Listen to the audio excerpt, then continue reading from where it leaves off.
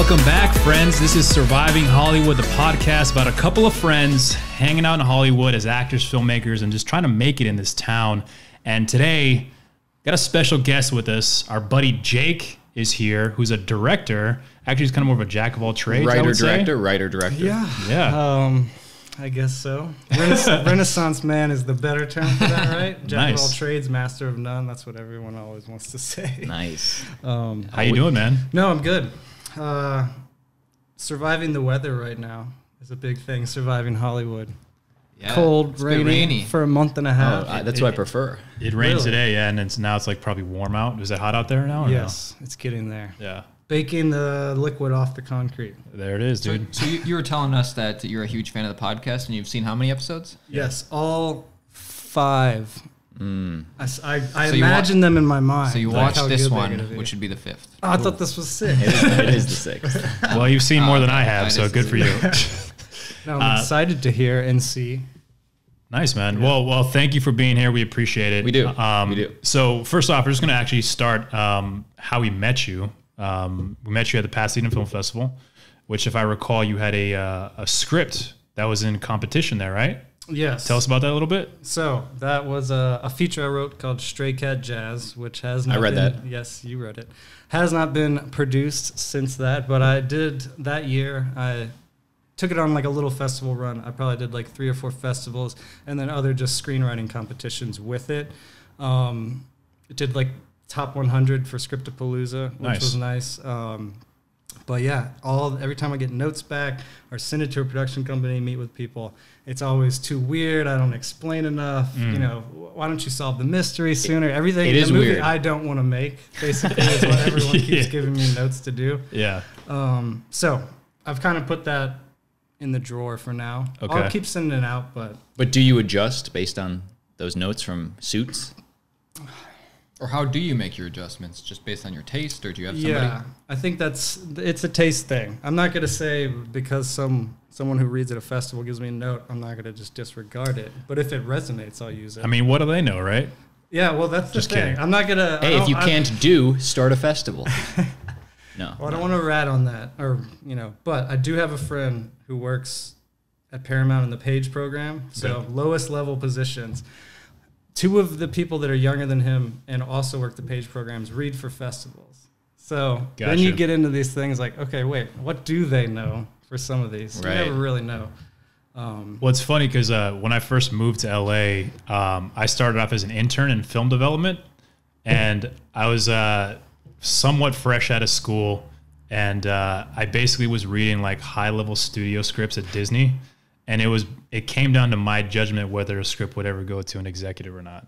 Really? And you were just some guy. How old were you? I mean, I think I was like 26 or something. Did you pick any winners? I would say about 80 to 90% of the stuff I read sucked.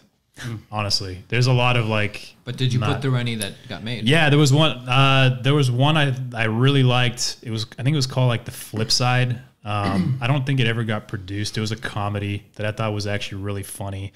But it's weird because you actually get scripts that that have like really well-known people attached to it that are still not really that good. Like I remember reading one that had Philip Seymour Hoffman attached to produce, and I was excited to read it, and I read the script, and I was like, man, that was boring. And I was like, I don't even know how I got through that. Like, it was about a guy making a garden in New York, and then a tornado came in and took out his garden.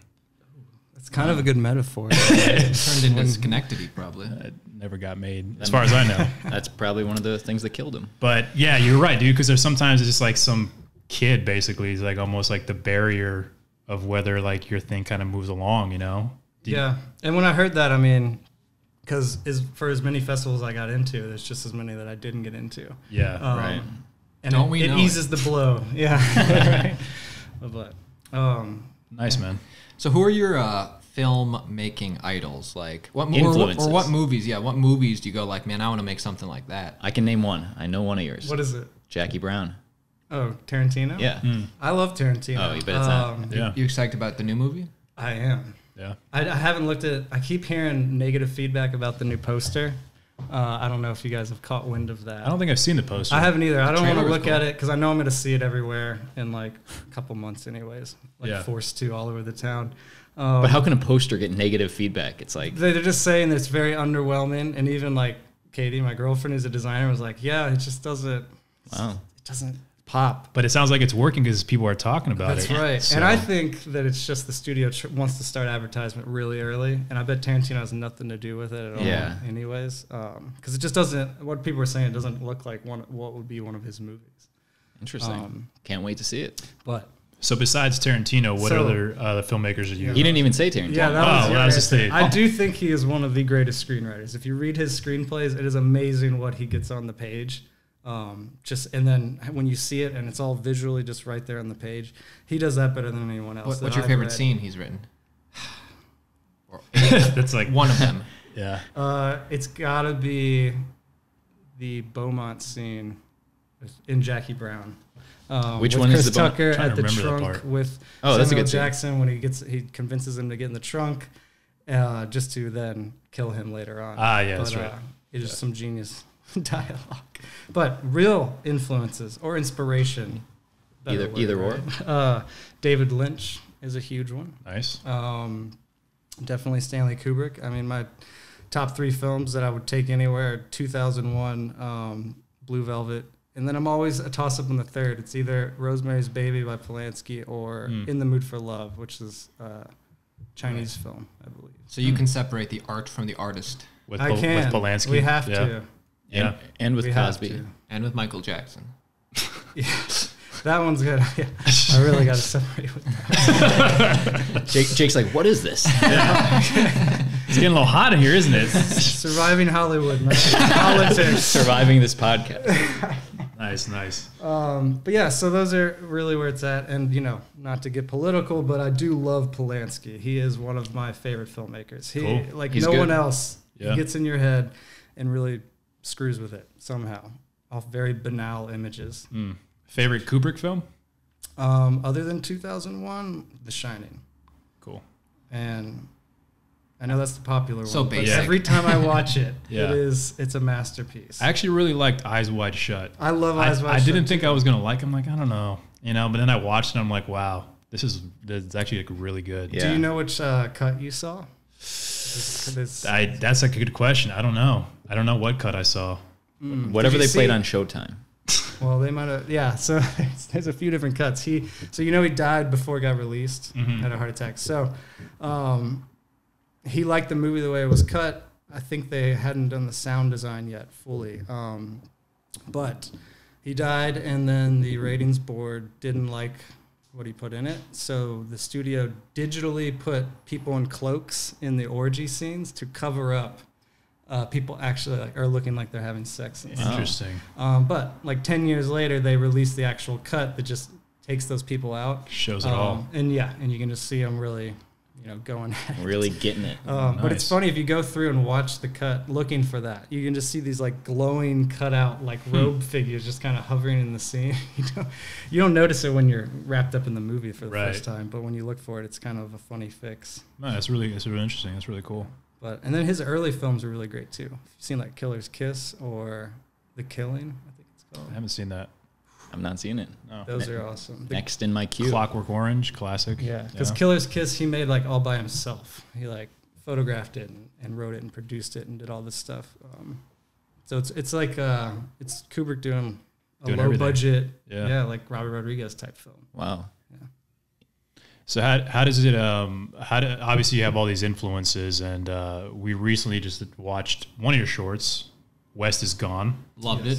I had seen an earlier cut. Love this one even more. I know you got mad at Brad for showing me. That was a breach of trust. Austin asked us 2 minutes into watching it. So what do you guys think? What are your opinions? I'm like, Let's watch the whole thing. yeah, like the credits barely rolled by, man. Because I didn't know if they were expecting what you see in this. I was like, oh, because I wasn't. It was trippy. It is. I wasn't expecting that's how it was going to turn out. That was a really, I don't want to call it an experimental film because I try to tell a story. I think that's misleading, but the process was experimental to make it. it was stretched out over like 3 months of just me and my editor Brian shooting the actor John. And before you go on, just to get our audience involved, what is like the log line? What would you say? Okay. What's it about?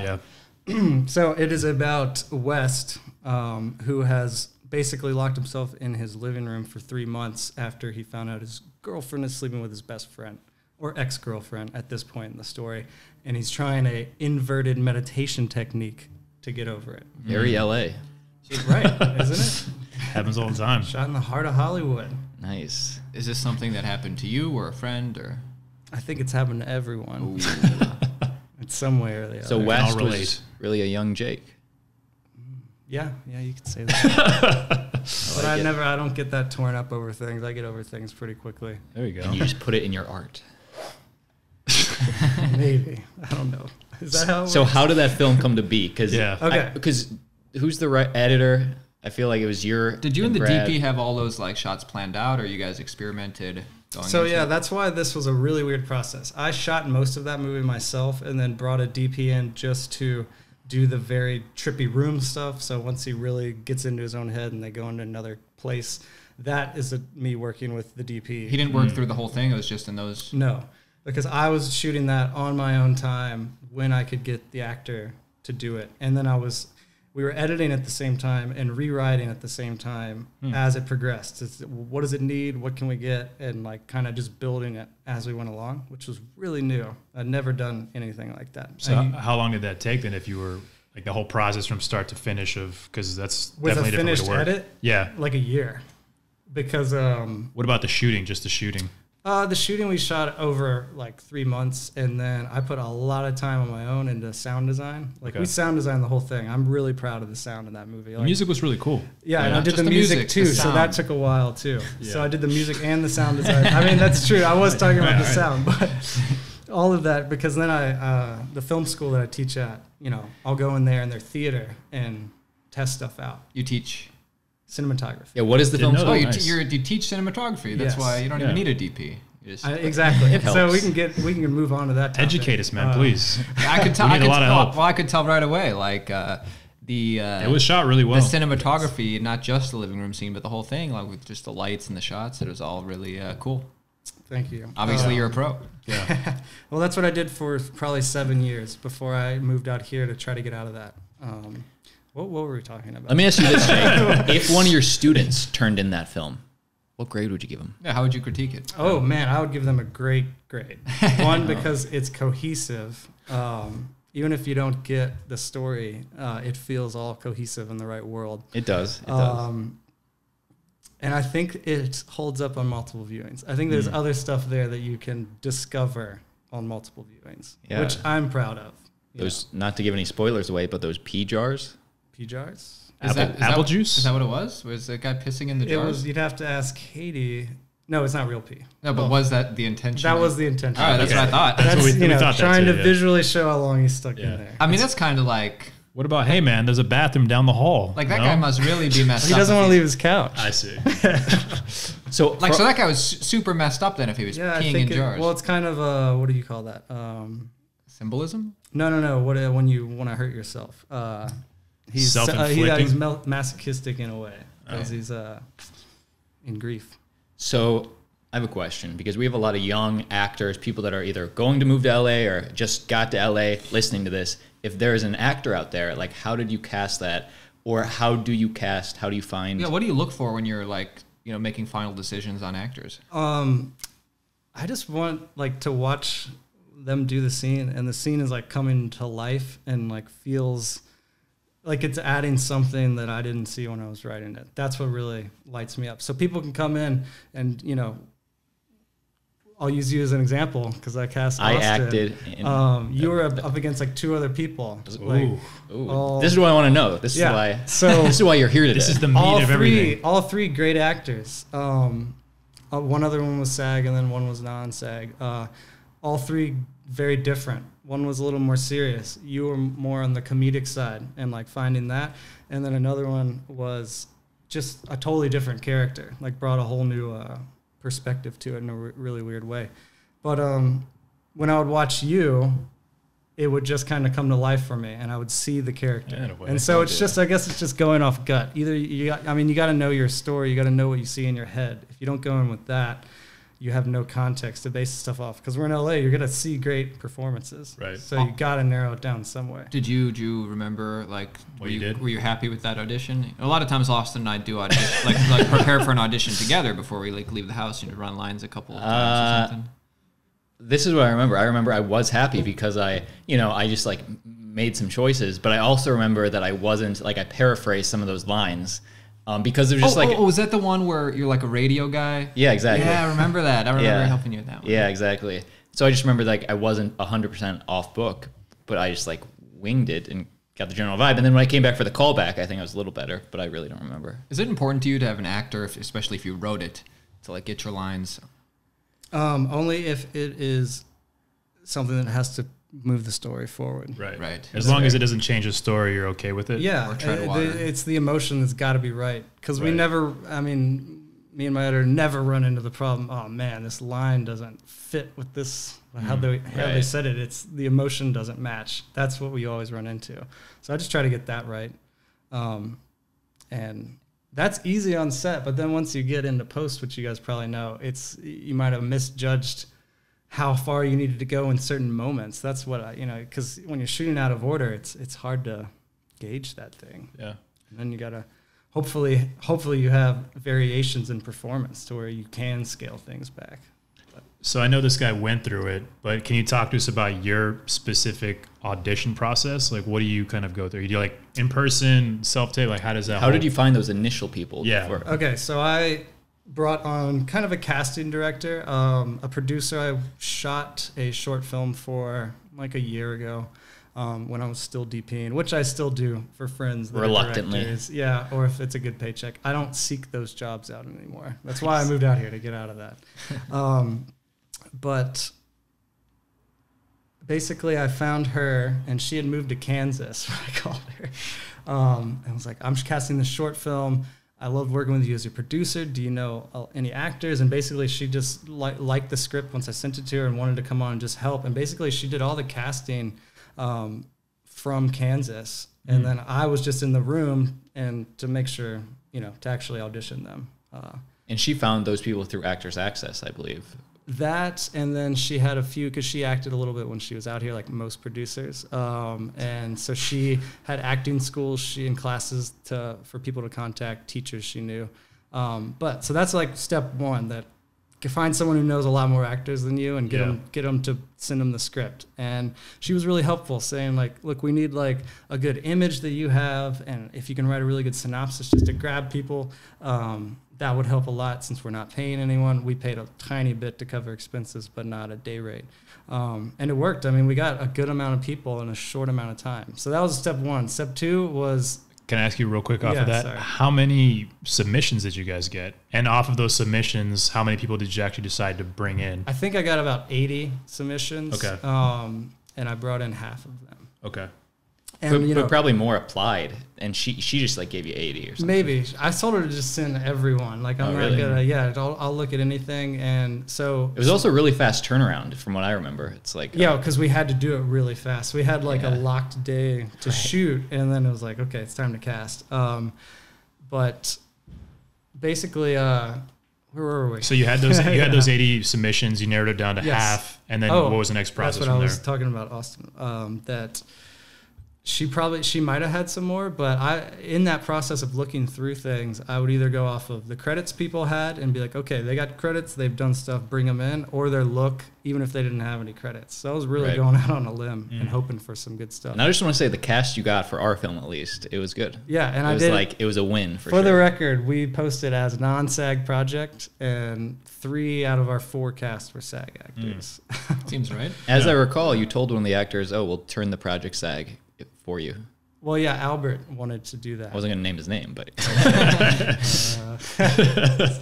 anyway, moving on. Yeah, and then so step 2 of my process is for casting is to then for callbacks actually get people to read together, which was really important to me. A little chemistry. Yeah, especially because it's about a couple. So like just trying to see, and that's a hard process because like you're scheduling people in blocks they can show up for, and I might want Austin to read with this actress, but she's not available for that time slot, so I gotta have him read with this person, and then so that kind of, you know, it'll change his performance based off who I place him with. Right. But you do get a good sense of who just can improv, one, which I like, who can like throw it off the cuff. Nice. You realize that very quickly, and then just, you know, who can, like you said, have chemistry or fake it at least. Sure. Just on the spot. And let me ask you a question off of that too, real quick. How did it ever work for you? Like, let's say there's an actor that you like, you kind of were like, oh, I kind of really like their first read. Then you partnered up with somebody else that was totally not a right fit, and it made their performance not look as good. Does that reflect on them as well? oh, no, I don't think so. It has to a little bit. I I don't know, guess. but I always worry about I that guess sometimes. now Yeah. you're getting into the psychology of it. Yeah. I don't consciously think that it does. Sure. You try to say like, oh man, I loved them 2 days ago. Right. Now it seems like They're having an off day. influencing them. So I mean, I try to separate it, and that is part of the downside of that, of pairing people together in casting. Mm-hmm. So it is a danger, but it was worth it. I remember during the callback, I read with some girl, and you asked me, and I was staying because I was reading with multiple people, and you asked me, "What did you think of her?" And What'd you say? and I was just like, Austin's going to keep it positive. no, I didn't. You're right. I did keep it positive. I was like, but at that moment, I didn't have an opinion, but it was like fine. It wasn't like, you know, perfect, but I just worried like, oh, I should have had more of an opinion or something because I didn't give you any. I didn't give That you, was a test. Yeah, usual Total stuff. test. But I was like, oh, I have nothing to compare it to. But it was all right. Yeah. But you didn't cast her. So. Sounds like she wasn't that good because Yeah, you would have 'cause- kept, because Austin would have kept things positive, no doubt. And the fact that he's saying like, oh, she was okay.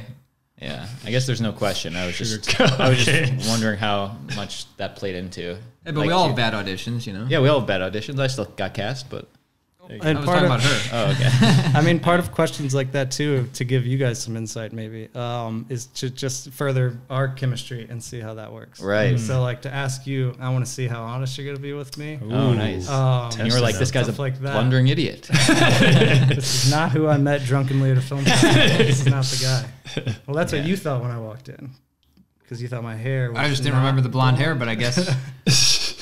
Johnny, do you remember the blonde It's hair? getting awkward now. Did you Actually, you know what? I rember the hair being darker. That's what I thought That's too. what I said. I said that during the I'm not gonna audition, lie, and you were yeah. like, dude, you must have been drunk. That open bar at that film festival. Were you wearing a hat or something? No, but my lift photo is from the like carpet at Oh, Pasadena. from So Pasadena? I can It hasn't prove changed. I can pull that Well, up. the lighting was a little off. They upgraded this year. I remember the lighting. I know how they lit it. Right? They had a skylight. You remember that? He was there. It For natural the light. step and repeat or what? That was good. Yeah. We actually went back. We weren't in the Pasadena Film Festival this year, Yeah, but we had a recently. friend that went back, and they have updated their lighting. Much better. Yeah, Did that just happen? Much better side of it, it. it was like this last weekend. Yeah. They days didn't. ago. They didn't want to show West is Gone.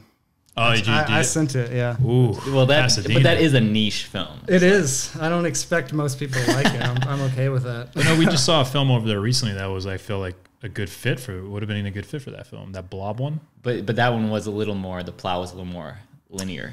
Yeah, I Linear guess is a good so. word. Yeah. Yeah. All right, so I have a question. Yeah. How long have you been working in? Like, how long have you been a pro out here in Los Angeles? About? So that's kind of got some details. I've lived out here for a little over 3 years now. Where are you Almost from 3.5. originally, by the way? So I'm originally from Louisville, Kentucky. I moved here from Nashville, which is where I got into the industry and started working. So I worked in Nashville as a DP and a gaffer on independent features and stuff, doing lighting. But I would work out here like every few months or so, come out and shoot. I was definitely, because I was in Nashville, definitely in the music industry, shooting a lot of music videos for labels and stuff. So they'd fly me and the director out Who'd you shoot? Anybody? all the time. T Swift? No, bands like Phanagram, the Mowglis. Who else would you guys maybe know? Sounds like something I listened to. The Mowglis. I don't know. These are all signed bands. I'd have to look. So you haven't been- Phanagram's a good band. You haven't been out in Los Angeles too long, though. No, but oh yeah. So I was working as I was living in Nashville and New York. So I was kind of getting a feel of the town, and just every time I came out, I knew I wanted to stay here. So then I moved out. So maybe 3 years 2 ago. years as a pro or less, because you got to like get into it. Yeah, I don't. All right, whatever. We'll call it two. Doesn't want to How answer the about that? question. My question is, everybody, this Me Too movement, about time, right? Yeah. This is what we're going into? Everybody, well, I'm sorry. Where are you taking this? This is everybody says that, I knew that stuff was going on in Hollywood. Since you're in the film industry, I was just wondering if you ever saw that stuff happen. Is this... We can. I don't think I've ever. We like to ask. Sorry, we're just keeping things current. Aaron likes to hit the tough hitting. How is that question. a tough question? They got you I'm not type saying you did questions. anything. No, I get it. You're looking for that I'm really sound trying bite. to think if I've ever seen it. It's fine if you didn't. I was just... And now let's bring out that PA you wronged. Come on out. Come on out. No, I mean, If somebody asked me that, I'd be like, nah, I haven't seen it. yeah, I haven't seen it. I just the negative part of the industry is working for assholes, male and female. There is no. That's my takeaway of like the negativity. So I've never witnessed any of that. Yeah, like who's an asshole you worked for? Oh man, these label commissioners, they call them commissioners for these videos, basically label representatives to come and make sure the video's coming in on budget, on time, that the artists look good, that expectations are met. They're and they're handlers, they're kind of. handlers, Yeah. and they'll be handling like 5 videos at once while they're on your set. But they can be the worst, or they can just totally go sit behind a laptop all day and not bother you at all. They can tell me to change the lighting because I think it doesn't look good. Yeah. To like tearing down set design because it looks too arty or whatever. So what was it like working with those labels? Like, were they so? I kind of imagine like working for like a client of some sort where they just like want to control everything. Like, if the director had a certain vision for it and they're like, no, we don't want to do that, would they have to adjust? How would that? Well, the vision would be settled. There's a lot of Beforehand. phone calls that happen. Okay. beforehand. But probably with them.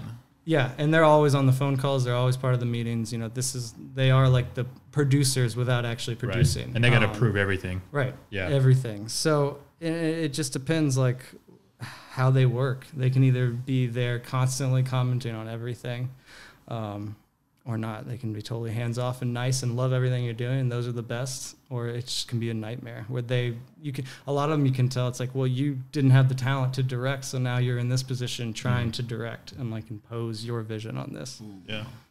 So when you moved to LA, what was the most challenging part of making that transition?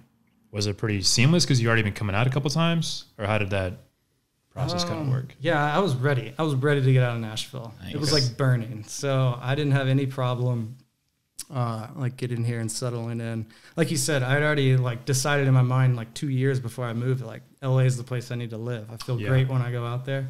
So just getting here finally was like a relief for me to finally just be out here. The biggest thing to adjust to is just how quick time goes out here. It goes faster. There are no because of the no seasons. seasons thing. Yeah. You don't have a clock like that's ticking by in terms of the weather to keep you on track. Like you're not stuck in a winter month and like, okay, summer's around the corner and that's when I'm Right. gonna get it, going on this. It's like all of a sudden it's just December and I gotta fly back home for a week again. Summer's like all year round. Yeah. So it just flies by. You just lose track of everything. So that is an acclimation thing. But I was just ready to get out here. I have a question.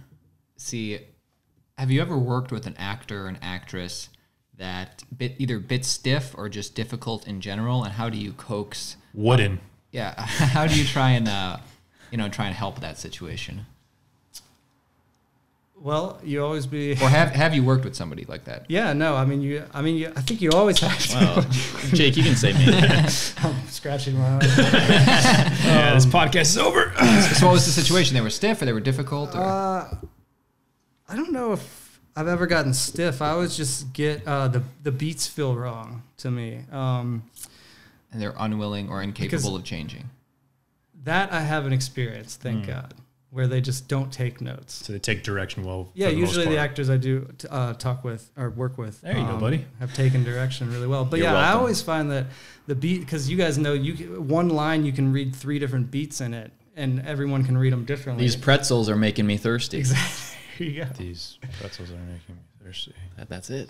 We got it. You got one? These pretzels are making me thirsty. Like, too eager. 3 different emotions. You're not going with that one. So yeah, that's what I always run into with actors, never stiffness. And then So how do I handle it? I just well, you got to be encouraging, right? Yeah, you don't. Sandwich. Because you do love, Positive is you do good. like when I say I love what you're doing, but that's a truthful statement. Like I would say like, no, I didn't like that. It's good, but I didn't like that. But you know, I usually tell them that I do like it, but here's why it's wrong.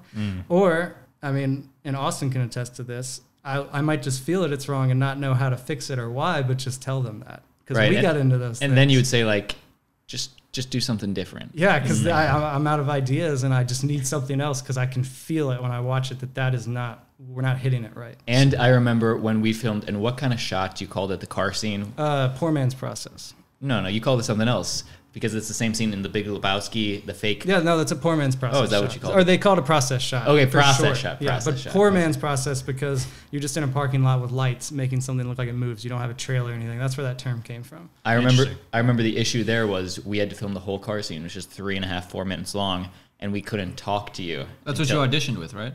That was it was one of them. them. Yeah. Why couldn't you talk to him? Because we were rolling and people were shaking the car and the lights. So he could have yelled cut, but it's like, let's just get a, you know, we're fighting daylight. Oh, was that like a fake driving scene sort of? Is essentially what I got Yeah. it. Okay. So at that time, especially because we just had to do the take and we only had so many shots. So the direction was just try something different. It's like, I like this. Do you ever lead with, that was good, just do it better? No, Does that ever work? Does that work with anyone? You ever lead with, hey, there's 4 other actors who could have had your part, buddy. There's 4 other actors. I have their cell phones. I have not tried intimidation yet. Oh, okay, good. Should I? No. Does anyone respond to No. that? Some people do. No, some New York type. So I was actually wondering now, obviously you have a wealth of experience already, DP, directing, writing, a lot of good stuff. You saw our film, Papua. I'm sorry about that. And if you could give us notes, please help us. A good and a bad. Any notes, positive, negative? Why didn't man? We should have watched it right before. Yeah, we did Jake's this. gonna remember from a year ago. Screening. You mean you don't remember? It's not on your phone No, I saved? do. You remember? You guys know that was my favorite film that I watched that whole festival. That's why you guys were the forgot. only ones I wanted to go up and talk to. I can't be ingenuine. I can't just go network at these things and walk up to people if I don't have anything to say for them. So if I don't like these films, I feel so ingenuine going, hey, I love your work. I want to talk about it. But you guys, I was like, I loved that film. I'm going to go talk to them.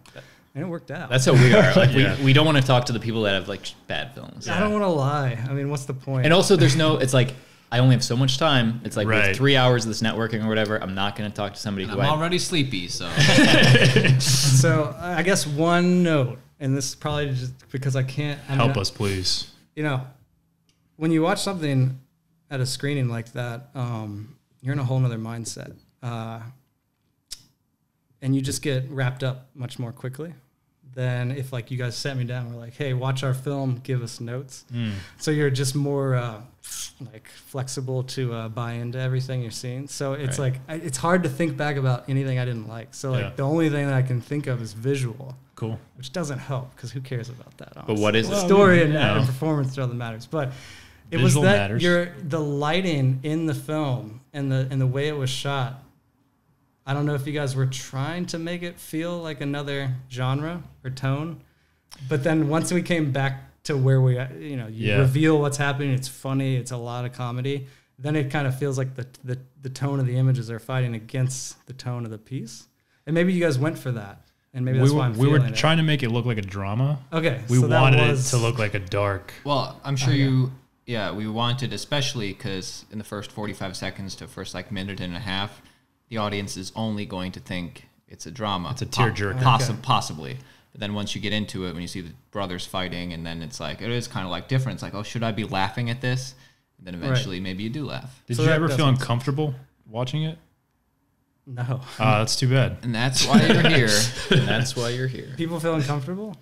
Wow. Because of I showed it to- because of the age difference in the relationship? That's ageist. Whoa, we call that love, man. Well, Yeah, first of all, exactly. we make you fall in love with Papua, the man on his deathbed, Yeah. and then we reveal near the end that he actually molested a young Loved. boy. Oh, see, I didn't see it like that. But besides, I didn't see it like that either, but some people did. I mean, that's what happened though. You feel you don't know Papua is a child molester. We at the just call beginning. it a loving relationship. I guess do you ever state the age that you? No, just when you're growing up. Kid. Okay, so I guess to me as an audience member, because you were so fond of him, Yeah. I pictured like a high school teenager who's like discovering his sexuality. So Yeah. I didn't really think like pedophile or Hey, still under 18. Don't you about these film festivals? Don't you notice, dude, that there's just a lot of bad films that are accepted in the film festivals? Yeah. It Yeah. depends. It It depends. Yeah, there's a lot of good ones too, but there's a lot of bad ones. But it does hurt, right? Because It I mean, does. like, watching your film, like, I see it and I'm like, oh, this is really well done. Like, it's really well executed. It's interesting. It's intriguing. And then it's like, yeah, but it didn't get into Pasadena. And you're like, but did you see some of the other stuff that got in there? You know what I mean? It's like, whoa, man. Like, hold on. I don't know. Yeah, and I'm not, my film doesn't fit into genres, but I thought it would be a really good, like yours, like a good companion for a feature. If they had Yeah. some horror Yeah. feature, like tack it on with I can see that. Absolutely. But, yeah, what was the question? well, I Don't think you? he said It was yeah. just. Don't you notice? I was just. Oh, 'cause when I go to film festivals, I'm like, Okay. like this block has like 5, 6, 7 shorts in it, and you get through the first or second short, you're like, holy hell, I got to sit through 5 more of these, and they're just awful. Yeah. They're mind numbing. But I just some remember- of them are really good. I just remember thinking, like, if we're ever programmed, there's a difference between the Saturday night 7 p.m., like 8 p.m. slot, or the Sunday morning 8 a.m. like block that you're in. I'm like, oh, is this what they think of me? We're Sunday at 8 a.m. I'd rather be Saturday 7 p.m. Oh, yeah. Morning funny. So I know I had a couple of questions, the general questions we like to ask. But did you have some questions? Or how We have 4 questions that we asked the audience. Oh, but wait, we didn't get to talk about the bad movies. Yeah. Let's. did you have one? Because I think there is a common thread to why they all end up being so bad. Yes, please. Let's hear it. They have no Indians. Don't you No what? notice that? No Indians. I thought you said no Indians. I'm No like, Indians. Every movie is a good Indian, you know. They got Pakistani, but no Indians. No, it's no endings at all. It gives you a setup and a build to conflict, and the thing just ends. Just I would say- roll I think there's a lot of credits bad every acting. time. I would say pacing. That's what I was going to say. That's Acting what takes slash me out of it. pacing, yeah. It's just Yeah. like the first beat or the first part of the story, they'll it'll take forever to get to whatever, and then maybe there's no endings as well. Yeah, for me, when we just went to that last block of Pasadena, that's like what takes me out of most is the acting. Like as soon as the acting's bad, I'm like, the whole short is shot because I don't believe any of it Or and, sound. And I'm just like, oh man, like this short actually could have been kind of cool, but like I the don't believe acting's any of bad, this, you know. And I think the ones that hurt the worst are ones that like clearly have big budgets behind them and they're What short hurts films, the and it's most? just terrible acting. It's like, yeah, that looks like $1 million, but like Right. that guy's just Listen to fake. those. I can Yeah. think of some people. But, Like, you know, yeah. Pasadena has a lot of great ones, too. Great festival. We They love do. them. We hope to be there next year, so please don't watch this. Don't watch this. It is a really fun festival. Yeah. It was I fun. had a great time there. And Sweet. before we get to our audience questions, I have one question for you, the big one. When can we see Green Mama? Okay. That's right. And what is the plan for Green Mama? Which is his. Which is our Yes. film that we did. So You that's what we directed did and wrote. together. Which is much more accessible, I'll start off, than West is Gone. Yes, Very linear. Green Mama is What's it about? raising. It's a good name. Yeah. Good Yeah. name. Yeah, so it's about a young woman who, on the same day she finds out she's pregnant, she also gets fired because her boss is a criminal. So she decides to rob him, and then she takes off with her very aloof boyfriend, played by Austin, to the desert, and they hash out if this is the right thing. Nice. So she just quit her job and she wants to be pregnant, and that raises some conflict. Or maybe she doesn't want to be pregnant. Ooh. That's where it kind of stems from. gotta see it to find I out. think Austin would know. He read the script. Well, you'll have to watch. We will. So the plan is... How far are we in post production? Yeah. Okay. Austin keeps asking. Because this is and obviously this is an issue. This is why you're on the podcast. I a remember confrontation. when we shot that maybe 6 months ago or whatever. You told me, and I understand. Like I've made films too, so I get it. You were like, by Thanksgiving. If I don't have a first cut for you by Thanksgiving, then Okay. then then text me up. We had a first cut by Thanksgiving. It just wasn't for you Okay, or cool. for anyone else. Take that, dude. That's fair. That's fair. But here's what happened. It's like we basically cut it together in order in the script, all of it, assembly, and it just like I call it a dead shark. It like the story's there and it's telling a story, but it is just not moving. It is just like stuck. So we just had to like go back to the drawing board and start pulling stuff out, rearranging a few scenes. You guys had and, enough like, footage to. Oh yeah. I mean, the assembly was like 28 minutes. Now we're down to like 18, which is where it needs to be. And it was like 20 pages. It was like though, 20, right? 21. Yeah. And there's some good long dialogue scenes that stretched it. So it should be 15 to 18 minutes when it's done. So, I mean, now we're just really trying to get it polished up. Like the thing is, you guys know a full editing schedule is 6 days a week, 8 to 10 hours, or 6 to 10, depending on how hard you work. Because my editor has a job and I have a job, our schedules have to line up. So we really only get in like 12 hours of editing every week. Right. To 20 at the best if we really get to meet up like 3 days. So that just so stretches it out so much, and I hate that. But I mean, what are you gonna do? Right. Got to survive, right? We dealt with that with Papua because our editor was out of state. That's even more challenging. Which we don't want I to do could again. never do Yeah, that. Yeah, I don't think we'll do that again. Yeah, there was a point in there where it was too late to turn back. We were already working with him, but it's Yeah. like, It oh, worked out. I mean, the editing was great. All the so pacing. it just took so much time. It took a lot, Yeah. So after we finish, I mean, we are just like, we're about to show it for notes. So I don't know I don't know if you can give notes. Objectively. Yeah. I mean, they're not Can going to be you? objective, but Yeah. but they'll be 80%. Could we air off the objectives. coverage of her and maybe? They'll never be 100% objective. But who do you go to? So notes? I have a couple people I went to film school with that live out here too. So I always show it to them because we've known each other for 8 years. I'll show it to Katie, of course. You should show it to these two. They'll be objective. They'll be a little too objective. Totally would. Okay. Be happy to see it And if then you let us. I'll be sitting in the background watching as well. Hey, can you send me that link real quick? So I think we'll be doing that in the next 2 weeks, hopefully. Like, I thought we were there last week, honestly, but then I watched the cut, and it's just we got that tonal issue where it's kind of fighting itself, where it's like because I tried to mix comedy and drama, now it's like, oh God, now I got to choose But that- which Challenging. one to really go with. That's my favorite. Some of my favorite films or TV shows of all time are the I dramedies. know, I just don't think I'm talented enough to pull it off. Paul it's not Thomas working. Anderson. Did you like Paul Thomas Anderson? I love him. I love he's all the his best. films, especially Punch Drunk Love. Oh, which yeah, is that movie's I like great. Boogie Nights, the comedy dude. drama. Boogie Nights is good. That's a good comedy drama too that definitely just gets dark Yeah, in the they last keep- act. Keep it real. Keep it gritty. They do. I don't know. Maybe that's it. Maybe we need to figure out structurally how to put lighter parts grouped together and then get dark all together instead. Well, of if you had to choose, looking at where it is right now, are you veering more towards comedy or veering more towards drama? drama. I think that's the way to go.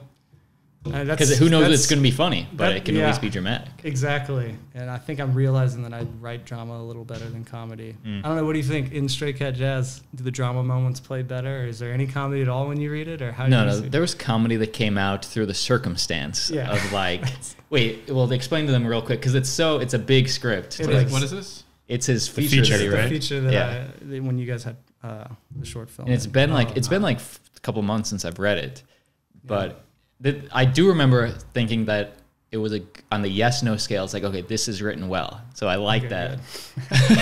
Good. But it was still like, I don't want to say high concept, but there was a lot going on in that script. Yeah. I don't think anyone would say it's high concept exactly. Yeah, that's the It's- wrong it's- word, but it was just like it's not your average script. No. So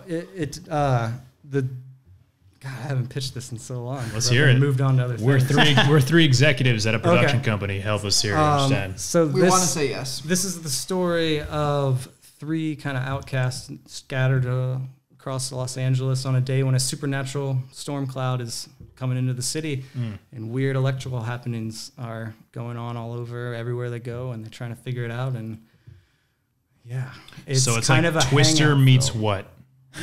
So what's the This is conflict? interesting. What is the Sharknado. conflict? The conflict, they each have their own conflict, but I like to say depression is the main through line. Characters dealing with high functioning depression. One of them has an ex, right? Yeah, Or- so or one they of them dated. is going through a bad breakup. Smokes a bit of weed. Is that the one? No. Oh, oh. No. So then there's another character, female character named Abby, who is socially awkward and depressed, and all she does is smoke weed all day, mired in student debt, bad right. relationship with her alcoholic mother. She steals money. She goes on a little caper. And then I have Angelo, who's like a mad scientist who just lost his twin brother in a freak electricity accident from some weird machine. Wait, His was brother Angelo building. the one that I said that I liked? Which was a little nice. Maybe. Angelo's my favorite character. One was he was like, I don't know, it was like funny in a sense. Anyway, the audience hasn't read it, so we don't. Anyways, That's the setup, and it's I'd like to term it as, if it's a genre, it's a hangout film. It's like a surrealist hangout film. You hang out with these people on one day as everything in their life is going wrong. Jackie Brown, a hangout film. Yeah, definitely a hangout film. And then it just has all these surrealistic overtones with the storm just like constantly approaching, and you can't figure out if they're the only ones seeing it and no one else is. So it's got all that. And that's when people are like, why don't you explain more when they give me notes? Where did the idea come from? You said it's obviously different than most things you've written, so obviously it came from somewhere. I mean, I guess my ideas always just come from like images in my head. So like I would just see a character in black and white sitting on a bench in Hollywood, like staring up at a electrical wire as it buzzed. Don't know why, but then that gave me enough to like, I want to explore that. And then this one I just started writing and like let the characters push the situation and then discovered how they're all gonna finish and conclude. Come together. Yeah, so that was a little different. Usually I like to outline and stuff a little more, but that one I tried something different. Nice. Cool. And let's take some audience questions in our final. Yeah, we've got a couple more minutes here. Well, I want to do a couple of my questions too. But. All right, good. Then you'll definitely get some in because some of these we've already kind of hit upon. Because I told our audience who has not seen any episodes of this podcast yet, I told them we're having a writer-director on. So if there's any questions specifically geared towards a writer-director, here are some. Hard-hitting. And there's 3. So I have 3 for you. Some we've already kind of touched upon. First one is, this is somebody talking, time management can be everything. For a director, time management can be everything. Being nice/passive can cost a lot of money. While doing a movie, a guy kept flubbing his lines, and it took nearly an hour for an okay take. This pushed back everything a day and over $10K more than what was expected. When things go wrong on set, how do you manage? Great question. Were there other parts of that question? So, there's like 3 different parts. Yeah, so being nice and passive can cost a lot of money. Those are 3 different questions, though, right? No, his question is when things, how do you, as a director, when things are going wrong, he gave the example of some dude flubbing his lines, which took everybody an extra day then. How do you deal with that? Well, you just got to remember the story that you have to tell. So when stuff like that happens, I have to assess like, okay, what can we walk out of here not getting? What do we have to get this to come across? Like, and that gets into editing, it gets into story beats, it gets into all that. So you have to adapt. Doesn't it suck though when it's not your fault and you had everything planned and then? I guess it's one thing if it's a location problem or something like that. I feel as a director and as a writer director, when you're doing your own like kind of passion project thing, and it's your little baby, then everything that goes wrong sucks, whether it's your fault or someone else's. There isn't like, you don't think of it in those terms. It's still your project. Yeah, it's just something's like, going wrong. Right. It doesn't matter whose fault it is. Like, that's what I mean. We have to adapt immediately, always. I mean, it is, you guys know that the problem solving is the filmmaking aspect. Because when you problem solve, you get creative. And so I guess to answer his question, what do you do is you get creative. You get more creative than you thought you needed to be in the first place. And you prioritize. Yeah, and if you don't prep the creativity for the project, then you're not going to be able to creatively problem solve on set, because then you've like, would you fire your brain power has to be pushed towards the story. What? Would you fire an actor? Like, let's say this guy had 2 more days and he's already not getting his lines the first day. Would you ever think, oh, maybe I should just recast? I'll get the other guy. Depends if I like the person or not, honestly. And it depends if they're like, if you see they're trying or if they're just being like a. If they're really trying and they're not getting it, then I have to help them. That's my job. But if they're also not doing a good job and they're just not someone I want to be around, well, I would not want to keep working. So you could easily fire him and get that other guy. I guess easily is a. Hey, it's your project, not this jabroni's. But yeah. This next question, 2 out of 3, before we get to Aaron's. I just have a couple. Not that big. We might have, this is the one that we might just skip because we talked about it, but do you have any strategies or best practices when giving direction to an actor? I wish I did. That's my answer. What's your typical approach? Hey, buddy. Hey, pal, can we talk? I don't, it's really hard to think about it like that. Maybe give it to Johnny. Johnny is. So I'm an actor on set. Okay. Hey, Jake, I'm just really nervous to be here. I don't know if am I doing what you want? Like, I don't know. Back in 5. Dude, you know how much fun I'm having watching you act? It's been a blast. All right, we're gonna tighten up that last beat at the end of the speech, but I promise we'll get it there. All right, because I can do it 100 different ways. Just tell me how. Oh, we don't need 100 different ways. We just need one way. Okay. Which one one? way that works. Which way? The truthful way. No, I don't see. That's the thing. When you ask that question, I really don't have an approach. It's all just based off that exact moment. And like building That's rapport good. in that Sure. moment. Yeah. Or like the rapport you have with that specific person. Then again, he is the boss, so rapport only Right. goes so far. Yeah, and maybe I've never directed a feature, so I'm sure that changes to where when you have a More days. month-long working Right. relationship, you probably do have to develop a working strategy and a way that you work with actors. But when you only have 5 days, Right. it's just like every moment is different and just getting it right. Have you ever had an actor that was like very combative? They were like, they just didn't like you guys just on set. You didn't really see eye to eye, and they were just like, "Yeah, I just don't really think that's the way." You know what I mean? I don't Like, think I have not had that yet because I don't think I've paid enough to have that yet. So on films when you're not paying enough, the people are so eager to want to work Right. and to be part of a project that it's always just been great and it's been fun. So yeah, I've run into problems with like actors, like significant others causing problems, Oh, really? and you have to deal Oh. with time management in that way. That's what we want to hear about. Hey. She's in some fight with her boyfriend who just showed up to set. Like, Whoa. we can't get her back on the set. And I That's just a bit wanna- unprofessional. Yikes! And I Yeah, just- totally. I just And wanna well, you feel for the actor too, because it's like she doesn't want to do this. She wants to come back and act, but she also doesn't want to lose. If I was working with an actress who did that, I mean, I'd be down to do whatever. I'd be just waiting around, but in the back of my mind, I'd be like, unprofessional. Yeah. Well, your significant other was not only the set designer, but you guys She gave you major problems. more of more of a jack of all trades since it was a passion project. But you guys worked together great. And I remember going up to Katie and saying, because we had those rehearsals like 2 days before, and we shot on a soundstage for a lot of the scenes. And I remember going in there, and they were just bare walls. It was like plywood. I was like, is this shooting in 2 days? What are we doing here? And then I go back, and Katie, I mean, she did a great job. The mood was good and everything was good. And you guys acted. I mean, you have a great working relationship on set. Yeah, Has that always been the case? I think so because we met on set. Whoa. So we were coworkers on a film set before we ever were anything else. Well, that's what the audience wants to know, the juicy details. Yeah. And the way we approach it is just to like, no one should be able to tell that we're dating on the crew if they don't know. I like smart. that. That's the way to do it. That's the way Johnny always does it. I always yeah. like that about him. You got to So- just keep it professional Yeah. when you're on a professional set, and then, So you met on a set, so really it only gets kind of rocky when you're offset. To deal with their emotions. Exactly, and that's what I was about to say. You said we work well together. We do, but you should see us in pre-production. Not so smooth. You're like, can we get on set? Those Nice. are my questions. All right, I just had a couple, and then think we'll say our goodbyes. Yeah, And sounds plugs. good. We'll do our plugs. Yeah. So, do you think these are questions or types of questions we like to ask every guest? Because do you think that art in some way imitates life, or is a reflection, holds a mirror to life? Of course. Obviously, in some. Yeah, I think I don't know if you guys have ever heard Jordan Peterson talk on like Joe Rogan's podcast. Love Joe Rogan, like Yeah. Jordan Peterson. I have seen those He's episodes. a really smart guy, but he says the function of the artist in society is to show people a new way of seeing things that are right in front of them that they're not seeing. So it's what you're seeing, but this is a new way to view it, and that's the function of the artist in society.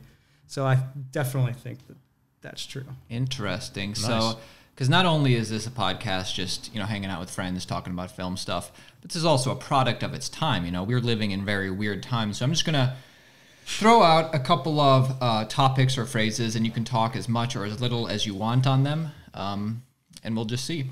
So first thing, and these are all stuff that has to do with the times we live in. Build the wall. Your thoughts? Waste money. That's my thought. Okay. Yeah. Bitcoin. Bitcoin. Fads are fun because everyone loves a fad. Whoa, don't tell this guy that. That's true. No. All right.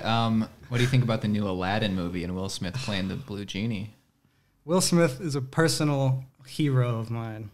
I couldn't have grown up the way I did without watching So Will we're going to Smith give him a movies. chance. We're going to give him a chance. We're going to give him a chance, but that movie looks awful, and I just want to say, Dude, did you see the second trailer? I don't know. I can't Dude, no. keep track of one or two. Here's the thing. The first one, he got horribly panned online. The little teaser, whatever he did. The new one just came out last weekend. It got me excited for it. Well, okay, is it a musical? Yes. And yes, they're it doing is. the same songs, right? Exactly. I think so, yeah. That's what bugs me.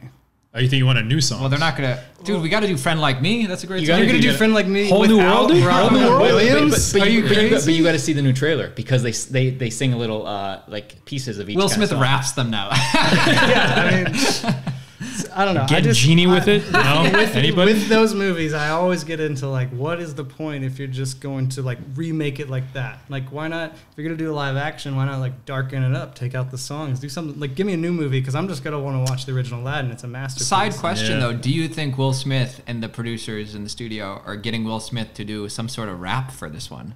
Probably. I think it definitely has his I think personality. we need it. We need when that. was the last time he did a rap for any like With released Jaden. one? Yeah, I've seen That's him do a right. rap with His Jaden. son. He's Yeah. freestyled with Jaden. But he's Okay. nothing that. So anyway, yeah, next up, global warming.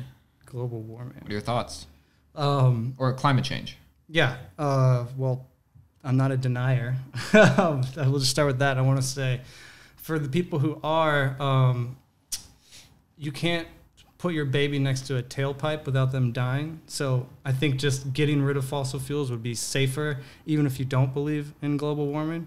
And also, I mean, the plastic is the real problem, which is made from petroleum. But dumping plastic is getting so out of hand, it's sickening. So So how do you feel about straws being abolished? You think it's a In good Los thing? Angeles. I think it's like the babyest baby step that we could take. Well, what do you want? Like, that's good though, right? It is good You're because not- they say those are getting through the filter system, and that's why we have to like get them out of circulation. That's great, and I don't care if I can use a straw or not. I'm not one of those people. They have banned straws, but they have not banned guns. There you go. Well, California banned straws. We'd probably be more than happy to ban guns if we Probably. could get it through. It's true. Anybody? Straw guns. So we are quickly approaching 2020 now. You don't need to say if you're lean conservative or Democrat necessarily, but are there any Democratic candidates that you are liking at all? No, not that I don't know. Like I Nothing don't- that stands out. Yeah, exactly. I just don't know enough about anyone. All I know about Bernie because he ran before, and Right. that's it. And then I know the people who are getting like already getting some heat around him, but I don't know anything about him. I haven't really looked into it, so I'm not going to comment because That's fair. Plenty of time. Yeah. plenty of A time. lot of time. Cool. All right, that's all the questions I had. The last question I had is just actually for the audience one more time. So if somebody out there is a director and a writer and they're trying to get into this, they don't know what to do, what advice would you give them to get started? Every single thing you make is gonna make you better. So you just have to start making stuff. Because I'm kind of angry that I spent so much time DPing and lighting and not just keep making shorts and making small budget stuff on my own to better my skills in that area. Just I was like so stubborn thinking like, because I had written 2 features back in Nashville that I was trying to get made too, and I was so stubborn thinking, oh, I need $100,000. I'm gonna make this. I'm gonna hold out until I get this. I don't want to make any more shorts, and I should have just been making stuff the entire time while trying to get the other stuff made, and that's a big regret of mine. So I'm trying to flip that around this last year or two, and just like keep pushing forward. You know, Stray Cat, no one wants to buy it right now, so like on to the next one. I'm already writing the next feature that I could make for like nothing. So Sweet. it's just constantly like working on your own. And now that you're making those, now when you write, do you think about this is going to be more cheaply produced? So I'm going to veer towards these locations or whatever. One Yeah. location or two. Yeah, well, see, when I wrote, part of the reason for writing Stray Cat Jazz was Swingers was a huge inspiration to go Love just Swingers. write Great kind of film. your story and you know, go make it. But then through writing, because I want to let the characters take the story and let the story tell me what it wants to be, it just blew up. You can't make that movie for under $500,000 and make it right. So like I wanted to try to make that for nothing, and then it just blew up. So now this next one, I've just, like I said, I didn't outline that one, so that's why that happened. I've like very strictly been outlining to make sure I'm staying under in something that I can feasibly make. And speaking of that, we're on plugs. What is the next one? Where, if people are trying to look for you, maybe not that, but where can they find Jake?